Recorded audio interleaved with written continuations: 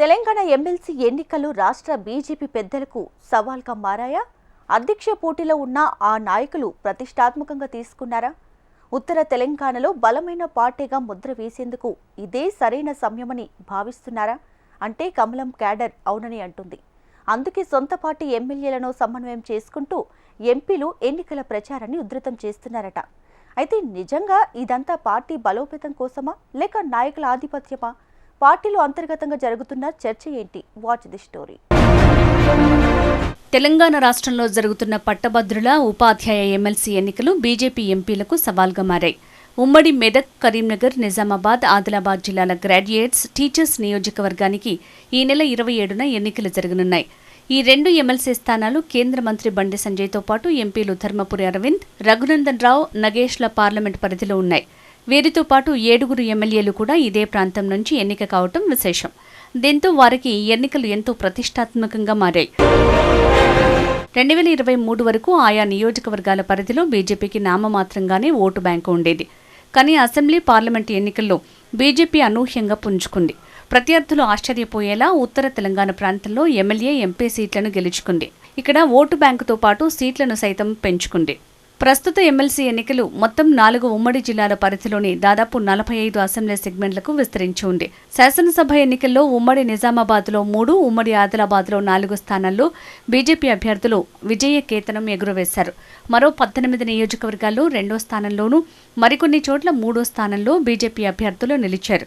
ఇందులో పెద్దపల్లి తప్ప కరీంనగర్, మెదక్, నిజామాబాద్, ఆదిలాబాద్ లోక్సభ స్థానాల్లో ఆ పార్టీ అభ్యర్థులే ఎంపీలుగా విజయం సాధించారు. ఇలా ఉమ్మడి 4 జిల్లాల్లో బీజేపీకి ఓటు బ్యాంకు పెరిగింది. దీంతో పార్టీ నాయకత్వం 2 ఎమ్మెల్సీ ఎన్నికలపై సీరియస్గా ఫోకస్ పెట్టింది. ప్రస్తుతం బీజేపీలో కాబోయే తెలంగాణ చీఫ్ ఎవరు అనే చర్చ నడుస్తోంది.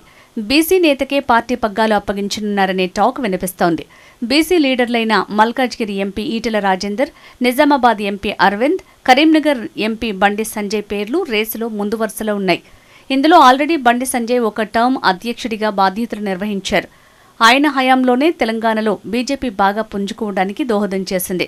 ప్రత్యర్థి పార్టీలపై దూకుడుగా వెళ్లే మనస్తత్వం బండి సంజయ్కి ప్రధాన అస్త్రం. దీంతో కొంతమంది ఆయన వైపు మొగ్గు చూపుతున్నారు. ఇక ఎంతో రాజకీయ అనుభవం ఉన్న నేతగా, ప్రజానాయకుడిగా ఈటెలకు పేరుంది. మరో యువనేత అరవింద్ పేరు కూడా చీఫ్ రేస్లో ప్రధానంగా వినిపిస్తోంది. ఏకంగా కేసీఆర్ కూతురు కవితను ఓడించడం, తనదైన వాక్చాతుర్యంతో ప్రత్యర్థులను డిఫెన్స్లో పడేయగల నేర్పు అరవింద్ది. అయితే ఇప్పుడు జరిగే ఎమ్మెల్సీ స్థానాలు బండి సంజయ్, అరవింద్ నేతృత్వం వహిస్తున్న పార్లమెంటు పరిధిలో జరుగుతుండటంతో వారికిది మంచి అవకాశంగా మారిందట. ఎమ్మెల్సీ ఎన్నికల్లో బీజేపీ అభ్యర్థుల్ని గెలిపించి వ్యక్తిగతంగా తమ సత్తా ఏంటో నిరూపించుకోవాలని చూస్తున్నారట ఈ నేతలు. 2 ఎమ్మెల్సీ స్థానాలను ఖాతాలో వేసుకుని బీజేపీ క్యాడర్లో మరింత జోష్ తీసుకురావాలని చూస్తున్నారు. యువత మద్దతు తమకు ఉందని నిరూపించాలని చూస్తున్నాయి. ఈ 4 నియోజకవర్గాల్లో పట్టభద్రుల ఎమ్మెల్సీ అభ్యర్థిగా సంగారెడ్డి జిల్లాకు చెందిన అంజిరెడ్డి, ఉపాధ్యాయ ఎమ్మెల్సీ అభ్యర్థిగా విద్యావేత్త మల్క కొమరయ్య పోటీలో ఉన్నారు. బీఆర్ఎస్ పార్టీ ఇక్కడ పోటీ చేయటం లేదు. అధికార కాంగ్రెస్ పార్టీ మాత్రం కేవలం పట్టభద్రుల ఎమ్మెల్సీ అభ్యర్థిగా నరేందర్ రెడ్డిని పోటీలో పెట్టింది. దీంతో బీజేపీ, కాంగ్రెస్ అభ్యర్థుల మధ్య పోటీ నెలకొంది. గ్రాడ్యుయేషన్ ఎమ్మెల్సీ స్థానాలకు దాదాపు 56 మంది, టీచర్స్ ఎమ్మెల్సీ స్థానానికి 15 మంది పోటీలో ఉన్నారు. అయితే బీఆర్ఎస్ పోటీ చేయకపోవడంతో ఆ పార్టీ ఓటు బ్యాంకు ఎవరి వైపు మళ్లుతుంది అనేది ఆసక్తికరంగా మారింది. కేంద్రంలో ఉన్న బీజేపీ, రాష్ట్ర ప్రభుత్వంలో ఉన్న కాంగ్రెస్, ఈ 2 పార్టీలపైన బీఆర్ఎస్ ఘాటైన విమర్శలు సంధిస్తోంది. అటు మోడీ, ఇటు రేవంత్ నిరుద్యోగులను మోసం చేస్తున్నారని విమర్శలు గుప్పిస్తున్న నేపథ్యంలో ఆ పార్టీ సానుభూతి ఓట్లు ఎటు టర్న్ తీసుకుంటాయనేది చర్చనీయాంశంగా మారింది. పైగా ఎమ్మెల్సీ ఎన్నికలు మొదటి, 2వ ప్రాధాన్యత ప్రకారం వేస్తారు కాబట్టి ఇది ఎవరికి లాభం చేకూర్చుతుందో చూడాలి. మరోవైపు స్వతంత్ర అభ్యర్థులు ప్రభుత్వ వ్యతిరేక ఓటును చీలిస్తే ఆ ప్రభావం బీజేపీ అభ్యర్థిపై పడే అవకాశం ఉంది. దీంతో బీజేపీ పెద్దలు వ్యతిరేక ఓటు చీలకుండా ఉండేందుకు చర్యలు తీసుకుంటున్నారట. ఒకవేళ ఓట్లు చీలితే మాత్రం ఇక్కడ బీజేపీ అభ్యర్థి గెలుపు అంత సులువు కాదని రాజకీయ విశ్లేషకులు చెప్తున్నారు.